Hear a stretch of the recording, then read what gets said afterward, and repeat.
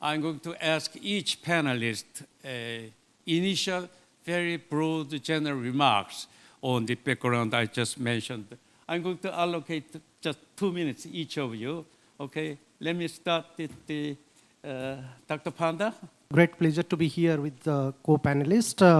I think I'll take your last point that the full potential of India-Korea relationship has not really achieved. And Professor Ahn, I think there is no better person than you to talk about this, who has invested almost 2 decades on India-Korea relationship. I think here what we are talking about promoting is a special strategic comprehensive partnership. And I think when we are talking about special strategic partnership, that is understood because there is a special chemistry emerging between India and Korea on economic sector to many strategic and security sector. But when we are talking about comprehensive partnership, I do agree with you. The potentiality is there. It is a partnership or it is a relationship for the future. And I think we need to invest in the right areas to take it forward. And therefore, there are many areas in this relationship which is really not been explored properly. We need to really take advantage of this. Some of these areas are, I think when it comes to the economic domain, of course the trade contacts between the two countries is not really impressive as their economic standing in the global affairs really to suggest about. As Professor Ahn pointed out, India is inching towards becoming the 3rd largest economy. And if it cannot really value South Korea as the most trading preferential partner, economic partner, then probably the Indo-Pacific construct, what India is really talking about, it's not really going to be really fruitful. Similarly, there are many other gray areas, science and technology, cyber, space. There are many other areas which would actually contribute to this economic domain. But I think one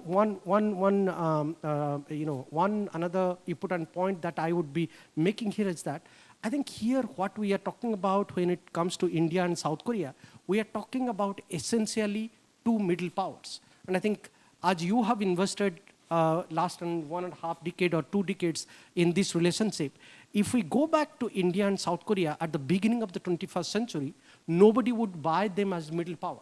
But today, both the countries are standing in a position where we could call both of the countries as middle power. So it's a middle power construct that we are talking about. We are going to talk about an autonomous construct between India and South Korea, which is beyond the alliance politics, which is beyond the major power politics. And I think that's the distinction in India-South Korea relationship, which we need to really invest in and envision for a bright future. Thank you very much, Dr. Panda, on your very good definition of the comprehensive strategic relationship. Let me invite Dr. Im Chair.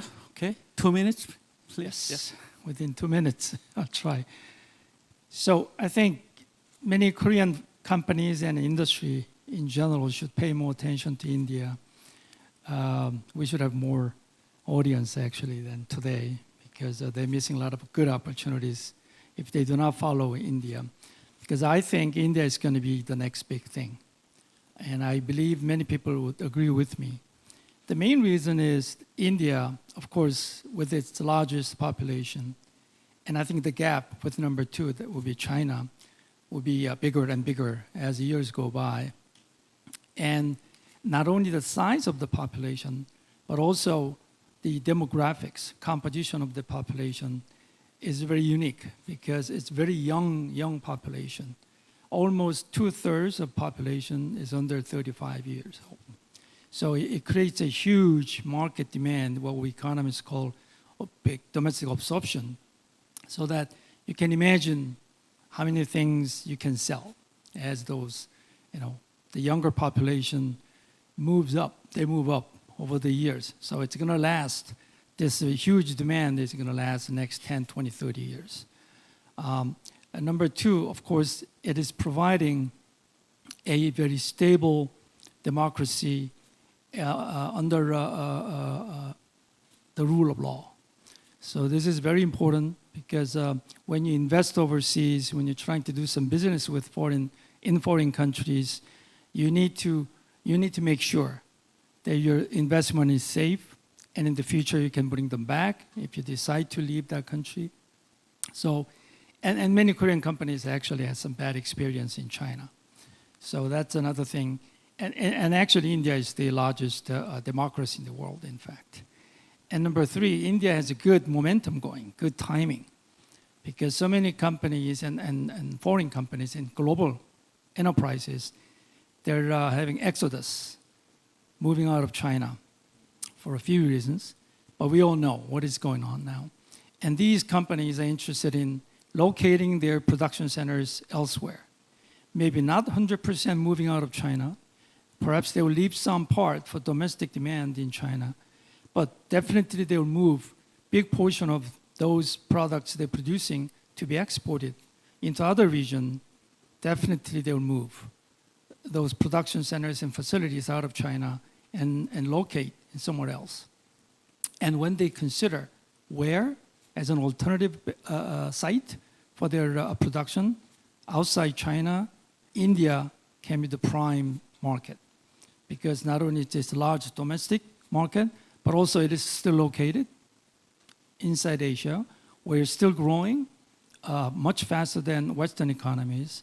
Therefore, that's where the future growth will be in terms of global economy. Therefore, these things are really going for India. And on top of that, there is a help from a geopolitical, environment for India going. And India is becoming part of IPEF, Indo-Pacific strategic group and a regional group. And that is the trend, actually good trend, going for India for the next 10, 15 years. And India is going to grow, maintain their growth for the next at least 15 years. Because right now, India's per capita GDP income is about a little more than $2,000. And probably it's going to take about 15 years to reach $10,000, the plateau. And many other countries did the same. It took about 15 years for Korea. Same thing with the Taiwan, China, same thing, about 15 years. With the help of course, appreciation of their currency. But nevertheless, my point is that India can maintain its high growth of 7-8% growth rate straight for the next 15 years. So that's really good prospect for the Indian economy. And this presents great opportunities for many other companies, and especially for Korea, for Korean companies who depended on Chinese markets so heavily in the past 20 years, they should really start thinking about moving to other places, and India must be and should be the prime target. Yeah. Okay, Dr. Choi, thank you very much. He described eloquently newly emerging geo-economic fragmentation and Korea's post-China destination issues. All right, Mr. Ashish Davia, okay? Thank you. 2 minutes, okay? Thank you. So the way I'll start is I'll give you some factual information. One of the largest foreign car makers in India is actually Hyundai and Kia. There are no American cars, by the way, in India. Okay, you don't have Ford and you don't have any of these companies now. You have some luxury cars from German cars, etc. But one of the largest car makers in India at a mass segment is Hyundai and Kia. One of the largest white goods company in India is LG. One of the largest phone manufacturers, phone companies in India is Samsung. 7th largest equity AMC in India is Mira Asset, which is also Korean. Right? You don't have any on the American AMC, no JP Morgan, no Goldman Sachs on the AMC side, asset management side. The largest or the most popular game that is being played in India is Battleground Mobile, that is Crafton, right? So I'm giving you examples that these are Korean companies that are popular up there. You have K-Beauty, which is very popular. Every time I go back, I carry back a big amount of beauty products back home because people are crazy about it. People are crazy about K-drama, K-pop. This is just what Korea is scratching in terms of surface of what India market is, right? And the potential is even huge in terms of what we are seeing, right? And just to give you some idea in terms of how we have grown as Mira Asset In the last 15 years, we've grown from $50 million that was invested over there, which has grown to around $19 billion worth is what we manage. So there is enough potential. The most important thing between India and Korea is the geopolitical risk is not there. We don't see each other as enemies. We see each other as more friends, right? That is the most important thing today when it comes to looking at why India and Korea are good partners, are great partners. We don't have any geopolitical tension, which is the sacrosanct thing when you make any investment decision, which is long-term investment decisions from setting up businesses or getting into some of these things. Business is improving in terms of ease of doing business is also improving. We have a lot of facilitations between India and Korea, in terms of trade setups that have been done to sort of exchange a lot of these ideas. So overall, net-net, we only see this strengthening and improving in areas of technology, areas of finance, in areas of equipments, semiconductors, chips, right? It's a safe market for Korea. And Korea is a safe market for Indian products, right? So vice versa. There is a historical evidence also to the fact that, we've had great relations early on, and this is what we continue to have. Okay. Thanks. Thank you very much. I think that DABE is really symbolizing a great joint venture. Indian national is managing Korean financial companies invested in India. So we would like to see more of the, your case, okay? With that initial remarks, I want to go at some specific questions to each panel. Dr. Jaganas Panda, now, India is a core member of the Quad, right? And Korea, through the Camp David Trilateral Pact, we are all deeply committed to rule-based and order in the Indo-Pacific. So here I can see a great deal of strategic convergence. Korea is already a member of the Quad Plus working group. So could you tell us how the Quad framework is heading to?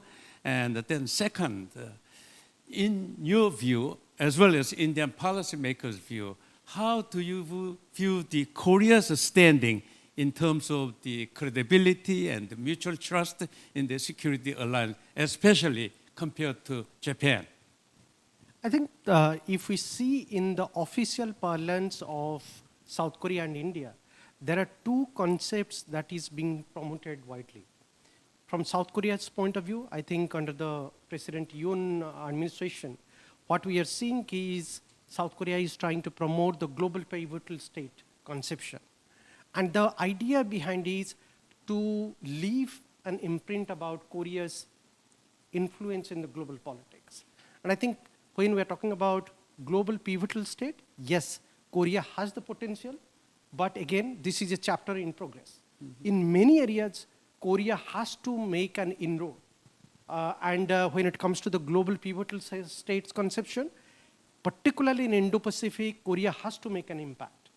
And there, I think Korea has to see India in a special connotation, not only, as my co-panelist pointed out, in terms of trading contacts, in terms of as an economic partner, but also as a comprehensive partner in the security domains, in the digital technologies domains, to defense industrial arms trade sectors. So there are a range of issues where Korea has to see India as a partner in Indo-Pacific. Similarly, from India's point of view, if you see, in the official circuit, with the conclusion of G20, just a couple of days back, what we saw is that India is trying to identify itself more as a leader of the global South. But again, I will be probably practical by saying that this is again a chapter in progress. Global South is a big conception. India can be a leader of the global South, subject to if Indian economy keeps on rising and stays stable. Of course, I don't really see Indian economy struggling, but again, Indian economy has to improve substantially in order to make that impact. And I think this impact in the global South, India could only make if India can draft a continuous and comprehensive sustainable partnerships with powers, with middle powers like South Korea. And there your question comes, that when we are talking about both India and South Korea, we need to identify as many areas at the regional level to talk about. So far, we have been only talking about India-South Korea relationship at the bilateral level, trade to economics to investment and all. But when it comes to regional level, there are new dimensions and emerging. With President Yoon, there is a focus on Indo-Pacific. South Korea is talking about Indo-Pacific strategy. With India, Prime Minister Modi and the Indian government is talking about Indo-Pacific over last 7-8 years continuously. We have a conception called Sagar, security and growth for all in the regions. That means we are talking about an inclusive Indo-Pacific regions. And there, a partnership between India and South Korea is very much possible. You referred to about the Quad. Actually, Quad is not a kind of conception where a membership is required. Quad is still a chapter in progress. It's an evolutionary chapter, and there is a lot has to be done in Quad. But in the Quad framework, what we have seen, there is a lot of official mechanisms are involved. Today, it is becoming much more an official platform.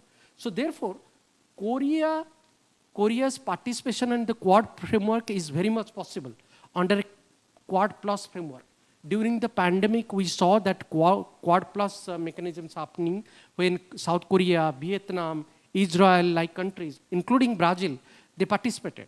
So there is a scope for South Korea to become a partner with the Quad countries, including with India. So therefore, I think what we have to do, we have to think innovatively how to collaborate within the Quad and outside the Quad process. So therefore, a Quad Plus proposition is very vital, very significant for a partnership like India and South Korea, where we could talk about digital partnership, where we could talk about new supply chain networks in the Indo-Pacific, where we could talk about trilateral partnership with third countries in the regions, particularly with the ASEAN countries or with the Indian Ocean Rim countries. So India-Korea partnership has to be put under an innovative framework, and therefore I think we have to think about innovative platforms like Quad Plus and many Indo-Pacific forums where both the countries can be connected with each other. Thank you very much, Dr. Panda. You brought up the India-Korea bilateral relationship should be assessed and perceived in a unilateral or multilateral, in an inclusive framework. I totally agree with you. All right, taking over that proposition, Dr. Inbom Chair, I was so happy the other day the Prime Minister Modi and the President Yoon Suk-yeol agreed to upgrade, comprehensive economic partnership, agreement, and also committed to Korea come up with a huge chunk of ODA resources to carry on a specific project.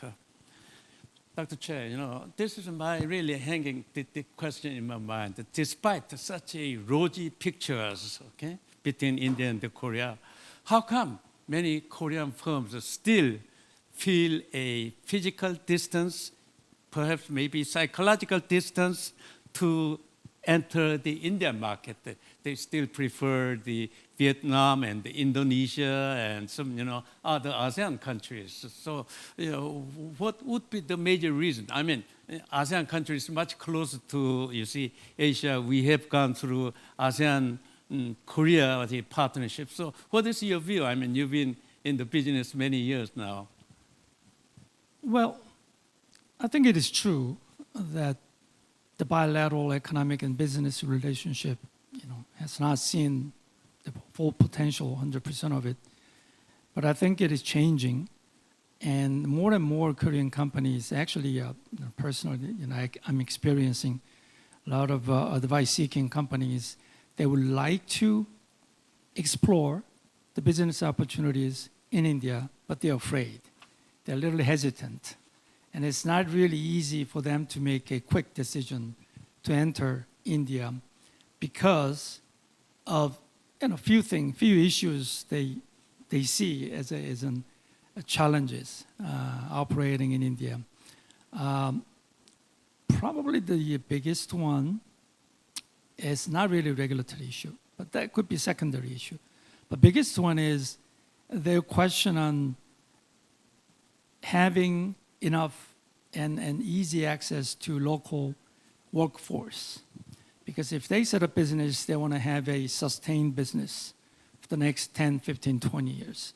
So actually it is true for most of the companies, when they establish a new site of production, they want to make sure there is a good workforce, good labor input, locally available. And then number two, the materials, all the inputs that go into the production part of it. I mean, I'm basically discussing manufacturing sector because so many Korean manufacturing companies are seeking these opportunities. And then maybe regulatory issues. And specifically in India, they question, because obviously they heard from other companies who tried this before, and they're trying to do this learning by doing experience indirectly. So they heard stories, some bad stories that there was a company that mainly had a great deal, lined up with the central government, all agreed, and then they run into problem and huge challenge against the local government, provincial, state government, which is quite strong in India. So it's something, it's a new experience for Korean companies because Korean companies are used to deal with central government and they think that's about 90% of it. Definitely not in India. So that's something, these new entrants should consider working with local regional governments when they trying to enter India. And then they think about infrastructure. That's another challenge. And of course, Indian government is trying very hard now to invest a lot of money and improve infrastructure. But at the moment, it is a challenge, especially if you're running a manufacturing sector. And India is a large country, in terms of land size. Therefore, you have to move goods from one place to another. And you need some good transportation, industrial corridor, highways and railroad, all that. However, India is planning a huge investment in infrastructure, and many other countries, and of course, international organizations, institutions, financial institutions, they're going to help. So I think this is an area that Korean companies should feel better for the years to come. And there's another point there you mentioned about SEPA. And of course, two countries should sit down. It's more than 10-year-old agreement, and they should improve the contents of that. However, I would not expect too much improvement in terms of tariff cuts, because India is basically still industrial policy-based economic policies. Therefore, they have this policy, famous Make in India policy. Therefore, the best sort of picture they would like to see is to have foreign companies entering India, setting up by investing their local operation, and from there, you can create secondary trade. But initially, I think you need to go in with investment. So in terms of SEPA agreement, I would rather see more improvement in investment area rather than tariff cutting measures, and also some trade facilitation part. So, for example, India, actually, government is seeking heavily exporting more agricultural goods to Korea. I've seen many companies trying, and they're running into this issue of a phytosanitary and quarantine issues at the customs clearance. So that's a good area where Korean government can provide some help, make it easier for Indian agricultural imports coming into Korea. And the other one is for the Korean government to consider extending its ODA program to India. Currently, Korean government does not offer any ODA program because I think Korean government is focusing on much less developed countries. However, like Japan is the #1 ODA donor country to India. And Japan has been using this ODA policy as a key strategic policy to deepen and strengthen bilateral economic relationship between India and Japan. And they go in with their ODA loans, low interest rate loans, and then provide the funding for the huge infrastructure projects in India. And this is where Korean government, working with the Korean large conglomerates, should really focus in the next several years. Because as I said earlier, there will be a huge number of infrastructure projects coming out in India. So, there are things that two governments can do, and businesses will benefit from them. Well, let me stop now, and I can come back later. I think, Dr. Choi, I really agree with your point. Actually, Korean government the earmarked $10 billion of ODA resources, specifically India. But that ODA fund has not been utilized, and the two governments should work out to initiate a large-scale SOC project, as you indicated. Perhaps maybe Korea should commit constructing highways between Mumbai or some other industrial state. Japan is now doing Mumbai and Chennai. Okay, I think similar sort of the SOC project needs to be worked out. Mr. The Ashish Dabe, I have this really big question. Your industry minister, Commerce Minister Goyal, he indicated that Korea continues to register trade surplus vis-a-vis India. Even the presence of the Hyundai Automotive Company is also causing the trade deficit, and apparently, he's not happy about this Hyundai Automotive, plant. Newspaper reported that. I would like to point out that this is really a consequence of market forces. Korea continues to register trade deficit vis-a-vis Japan, although we have been trying to catch up Japan, industrial structure, so forth. So this is a result of a relative competitiveness and market forces. Okay? That's my point. But nevertheless, in order to compensate that trade deficit issues, okay, I'm urging Korea should go India as a foreign direct investors. For example, I was really impressed that the Micron technology has a huge chunk of the semiconductor, foreign direct investment. And the Indian government assumed 50% of support, 50% of total investment cost. And India's, I think the state of the Gujarat, local government, another 30%. And then the Micron needs to come up with only 20% of total investment cost. If Indian government or your local government work out that sort of the incentive package for Korean semiconductor company like Samsung, you mentioned that, and SK, okay? And we can see that huge chunk of the Korean government commitment. And I know that this is sort of the political process, and how we can go about it, how we can, promote such a massive investment to symbolize India's high-tech sectors. Sure. No, you've raised a valid point. But let me just put some context into why probably there is no FDI happening from Korea. I think we made this particular point, and I think he was, Mr. Choi, you were hinting at it without naming it. The way you should look at India is pre-POSCO and post-POSCO, right? And whoever's aware of POSCO, I think will get a hint of what I'm talking about. I have data over here. So from 2010 to 2021, there were around 1,961 companies, South Korean companies invested in India, around $4 billion.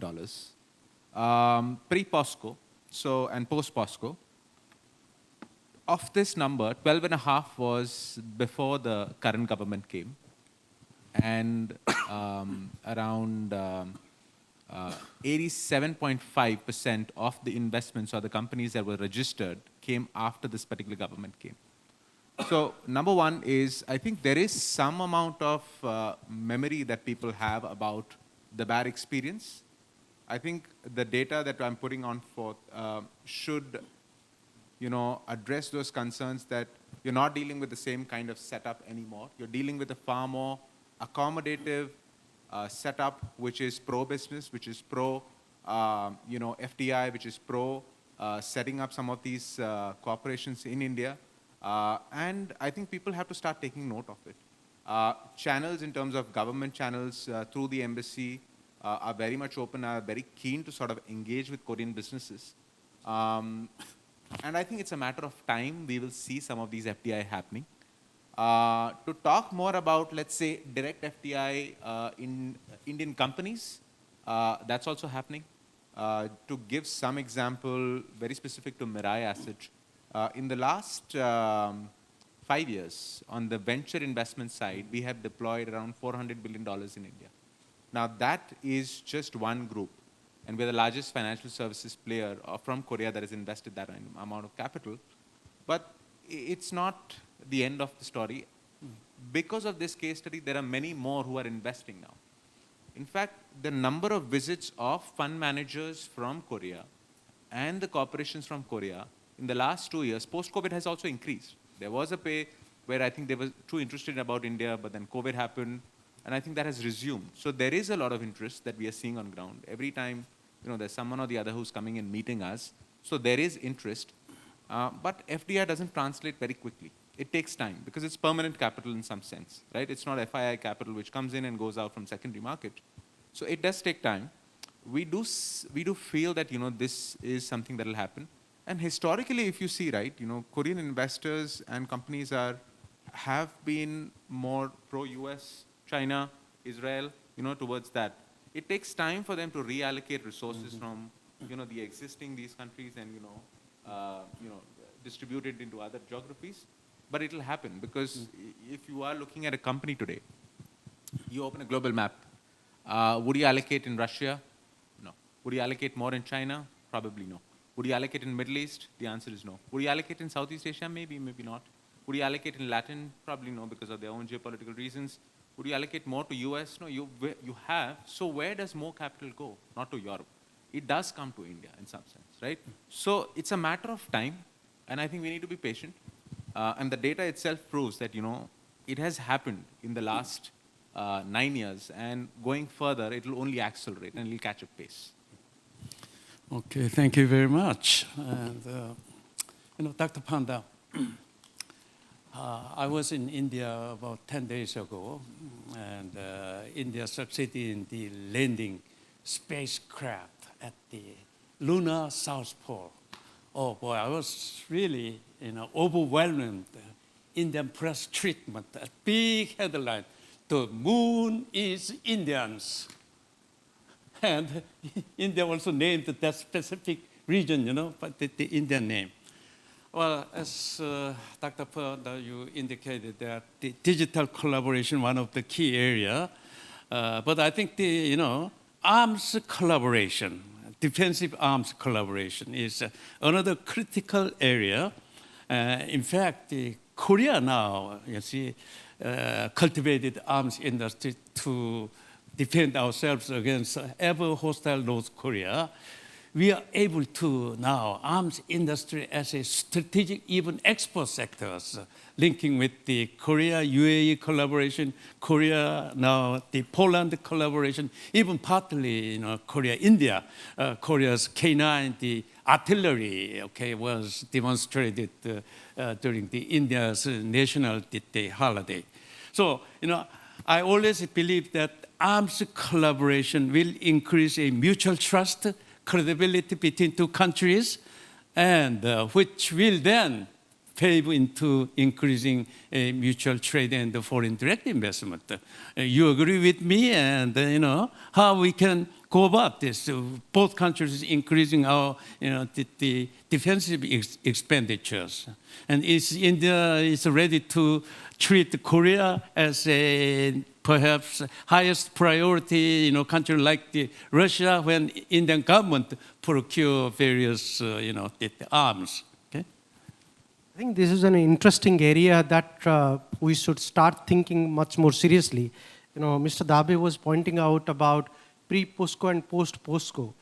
Specifically in the area of arms trade and defense industry, I would say that there is a period of a pre-Mine Super and post-Mine Super deal.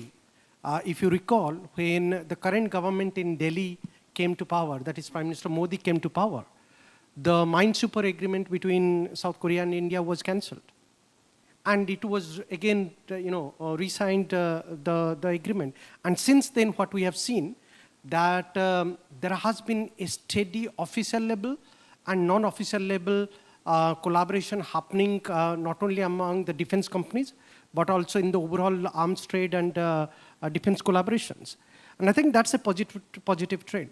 So if I have to categorize the last 8 to 10 years, how the defense industrial collaboration has taken place, in comparison to India's defense collaborations with other countries, I think India-South Korea defense collaborations is advancing quite fast.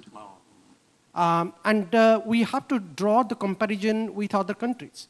From where does India really draw its most of the arms imports? It's from Russia, it's from United States of America, it's from Israel, it's from France. So these are the handful countries from where India is drawing most of its arms.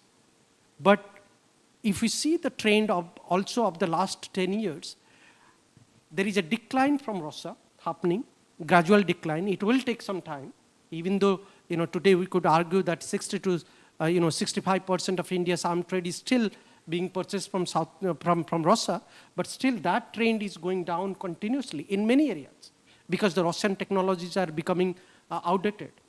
And there is a diversification happening in Indian purchases in India's import power formulations. We are diversifying to Israel, we are diversifying to France, and there South Korea is figuring out an important partner. And there is a, excuse me, there is a number of areas, including guns, battle tanks, port industries, submarine technologies, port, coastal development. These are the areas which are happening between India and South Korea, which talks about not only hardcore defense collaborations, but also security defense kind of complex areas where both the countries can take advantage of a comprehensive partnerships. So there is a progressive partnership has started between India and South Korea, but it will take time because here we are talking about defense and security areas. Defense and security areas are not like trade and economic areas. In trade and economic areas, there might be market differentiation, but the negotiation might eventually happen. But that's not the issues in defense trade. In defense trade, one small technological differentiation, one reservation on about technologies might take many years to negotiate about, because it's about sensitivity and critical technologies. Look at India's negotiation with the United States of America. When we are talking about the civil nuclear technological collaborations, it happened for many years. Eventually it happened. So any kind of critical technologies in defense areas, any kind of technological collaborations in arms trade, it is going to take time. So there is a good beginning has happened between India and South Korea, and I think we need to just sustain this, we need to take it forward, and we have to make it much more comprehensive. But one last point I will make is that I think here when we are talking about South Korea, we also have to draw positivity instead of negativity. And why I'm saying about positivity, look at India's defense collaboration with any of the countries in the immediate Indo-Pacific regions, particularly in the East Asian context. With Japan, absolutely India does not have any defense collaboration so far. It's very minimal. With Australia, even though Australia is a Quad partner, even though Australia is a Five Eyes country to which India would like to affiliate with, still the defense collaboration with Australia is very, very minimal. With any of the Southeast Asian countries, we are emerging as a arms supplier to those countries.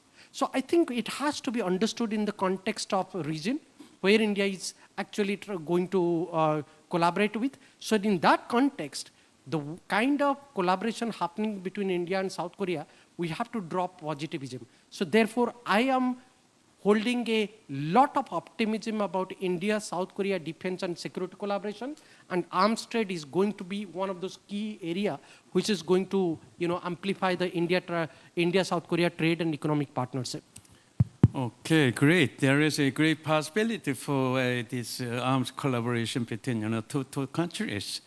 Dr. Choi, while I was in India, I observed the fact that the Indians would like to see a joint venture type of Korea's foreign direct investment, and but you see, apparently Korea's joint venture type foreign direct investment in India is rather weak and very low. And a number of the Korean subsidiary companies supplying, Hyundai or SK, even Samsung, they have 100% is full ownership. So how we can encourage Korean companies to undertake a joint venture with the Indian firms? Okay, that is my first question. But one thing I would like to share with you that when I visited the LG Nodia manufacturing plant, and the manager of the LG manufacturing plant told me that they outsource 70% of the part and component for pure local Indian SMEs. I mean, that is fantastic development. That's why LG Nodia is regarded the Indian company rather than Korean company. So we would like to make this type of the local linkage rather strong. Okay, so yeah. Yes, but as you know, in general, Korean firms have this tendency to focus on ownership. It's more of a culture on its own. It's not easy for them to share the ownership of a company. So it is a challenge. But nevertheless, I think what they have to do is to work with Indian partners. And the partnership is really important, especially because they're hesitant to enter market. The safest way and probably the best way to enter the market is to work with local partners who has access to the local demand, customers, and access to the local government. And it's much easier when you work with a local partner. So the question is then, with whom I work with. So there, you can think about this company and that company. But one of the things you mentioned is about the large Korean conglomerates bringing their own suppliers with them. The problem with that, for those companies, mostly automotive companies, this happens a lot. So Hyundai, Kia, for example, when they went into Chennai, set up a factory, they brought their suppliers, tier 1 and tier 2 together with them. But they mainly focus on supplying to Hyundai. But what they need to do, because Hyundai, although it's doing very well, and it's expanding now because they're going to buy, they bought almost another factory from GM in Pune recently, so they're expanding. But one of the problems for those automotive companies as a supplier to Hyundai is if they go in there into the market along with the Hyundai, their limitation is to supply to maybe not only to Hyundai, but mostly to Hyundai. And what they need is to expand into the huge market, domestic market. There are other companies, some Maruti's and Tata and Mahindra and other automotive companies where they can supply. So in order to have access to those different customers, other than your prime supplier, the prime OEM company, it's probably better for you to think about in considering working with other Indian partners locally when you enter. So if you don't have any tie-in, very tight relationship with the Hyundai Motors or exclusive relationship, then you can consider easily working with other, India is very, in a way, similar to Korea. They have large Korean Jebel type companies where you can get an access to those group affiliated companies as a first customers anyway. So that's one way to think about entering Indian market. And I think many companies are considering that. And I get a lot of inquiries from Korean medium to small size companies many of them actually automotive, because they're afraid they need to leave China, and they're really thinking entering into other Asian market and moving their facility. And also, in some cases, some Indian companies and also global companies getting directives, maybe I shouldn't say directives, but strong recommendations from Indian government. Cut down Chinese imports and change your supply chain strategy to go somewhere else. So they come and look for, can I get these supplies from Korea? So I tell them, it'll be too expensive for you. Maybe I can find a Korean firm operating in Vietnam, has a plant in Vietnam or Indonesia, and they can probably supply for you, not made in China. And this is sort of very strong trend now. And because of not very friendly relationship between China and India, especially recently. So with the trend going, I think there are many opportunities for Korean companies go in there and take those opportunities. Great. Mr. Tabe, I think that the mirror asset in India has supported a lot of the potential Indian unicorn firms. Am I correct? Yes. Now, Korean unicorn companies can collaborate with the Indian unicorn company under the similar financial, support according to your, mirror asset activities. Is this a really possible story? If this can be done, that could be another breakthrough. No? See, very much possible. I'll give you an example. Crafton, which is a big unicorn company, they have set up a corporate development fund back in India, and they are investing into startups over there and gaming startups. Crafton has set up a development center in India, right? So that is one thing to start with. You have a couple of other companies which are setting up their development centers or back offices. When I say back offices, it doesn't necessarily, I'm not referring to call centers. I think that era is more or less we moved beyond that. When I talk about development centers, this is where real software gets built because tech talent is very, very easily available, right? Of course, it's high quality tech talent is also available. So a lot of people are moving development centers over there, right? And they operate in a very global manner. So that is happening.